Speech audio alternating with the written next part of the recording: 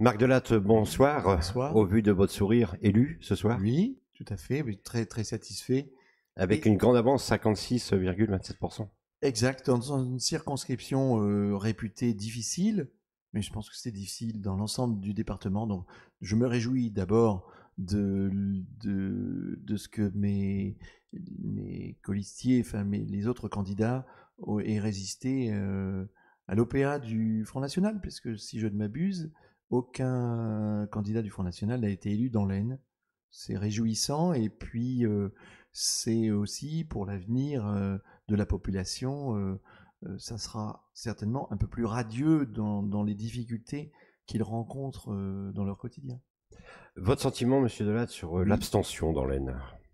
mais l'abstention, elle n'est pas seulement dans l'Aisne, elle est aussi dans l'ensemble de la France. Je pense qu'il y a plusieurs facteurs. Déjà d'abord, il faisait beau, il y avait beaucoup de fêtes familiales. Et puis, le fait d'annoncer que finalement, les élections, les jeux, les dés étaient déjà jetés, etc., a entraîné une démotivation. Il y a certainement aussi une abstention, je pense, des extrêmes, probablement, mais également, en ce qui me concerne, de l'électorat de LR de Madame Le Triard, également, certainement, qui n'a pas appelé à voter pour moi. Bon, je pense qu'on peut l'expliquer ainsi. Voilà. Ceci étant, ça n'enlève pas la qualité du vote. Je pense que les gens ont clairement exprimé leur soutien au candidat La République En Marche. Ensuite, j'ai quand même un vote plus incarné sur Soissons, puisque sur Soissons, effectivement, en qualité de médecin, mais aussi du fait de mon parcours associatif, je suis relativement connu sur le Soissonnais. Comment avez-vous vécu ces 7 derniers jours?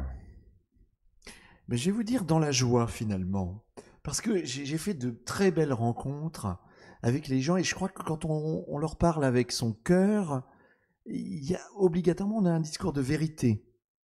Et puis, en même temps, j'ai dans les quartiers de Chauny, de Soissons, je suis allé les voir, mais je suis aussi allé les revoir et les revoir. Et puis parfois reprendre une conversation qui s'était arrêtée. Donc j'avais réussi à créer un lien vraiment social, une cohésion, et j'ai même revu des gens que j'avais vus la première fois. Enfin, ouais, les gens qui dans le quartier de la Providence, balayaient, tout ça, je les ai revus, quoi. C'était hyper sympa. J'ai vu des jeunes comme ça qui m'avaient dit au départ, nous, la politique, on en a rien à faire. Enfin, ils parlaient avec un langage un petit peu plus cru, mais cela étant, ils m'ont dit, vous voyez, nos immeubles, ils sont propres comme ça, mais dans le palier, vous verriez. Comment je dis, on va y aller dans le palier. Et puis on a regardé, on s'est assis sur les marches. On a fait un petit sitting politique avec les parents et tout. On a discuté des problèmes. Et à partir de là, eh bien, on a même élaboré des projets. Donc des projets associatifs notamment. Parce qu'ils avaient des doléances. Il n'y avait pas de panneaux de basket, etc. Et donc c'est ainsi que le lien s'est réalisé. Voilà. Alors justement, en parlant de réaliser, Oui. comment réalisez-vous que vous êtes maintenant député? Comment je le réalise? Je pense que je vais le réaliser dans les jours prochains sur le problème du temps que je vais donner. Mais de toute façon, en qualité de médecin, on a quand même cette faculté de s'adapter, de gérer notre temps. Donc, ça sera un autre temps, mais on sera toujours dans cette notion de service. Et en fait, j'ai toujours été. Donc, sauf que la famille s'agrandit un peu plus. Mais moi, j'ai une grande famille, donc bah, venez tous à table, hein, il n'y a pas de problème, on vous accueille. Et puis après, bien sûr, il y a du travail, et ça, je ne l'ignore pas. Je ne suis pas un candidat naïf, loin de là. Je vais beaucoup travailler en transversalité. J'ai déjà créé ce que j'appellerais des groupes de réflexion, des think tanks, si je peux employer cet anglicisme, justement dans des domaines qui sont notamment les problèmes de chômage, de travail, mais également avec les entrepreneurs, les artisans, dans le domaine de la formation, dans le domaine de la santé, de l'agriculture. Voilà. Donc j'ai déjà, depuis 4 semaines, des pôles de réflexion avec des gens à haute compétence pour justement élaborer des projets, des rencontres, et pourquoi pas que ça débouche sur des actions, mais toujours en prenant en compte les réalités sociales et les spécificités locales. Ma dernière question, comme j'ai posé aux autres Je vous en candidats, ça prie. sera justement une question. Quelle sera la première question que vous allez poser à l'Assemblée nationale devant ce nouveau gouvernement et cette nouvelle Assemblée?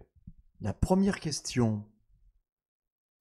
Mais la première question, c'est aussi l'affirmation d'appartenir à un territoire qui, en fait, a connu, notamment dans le Chaunois, dans le Ternois, des fermetures multiples d'entreprises depuis 2009. Et bien sûr, faire remonter cette demande explicite, c'est justement les gens, ce qu'ils demandent, c'est du travail en premier lieu. Hein. Les retraités, bien sûr, du pouvoir d'achat, mais je vois des jeunes, comment voulez-vous avoir un avenir si vous n'avez pas de travail? Voilà.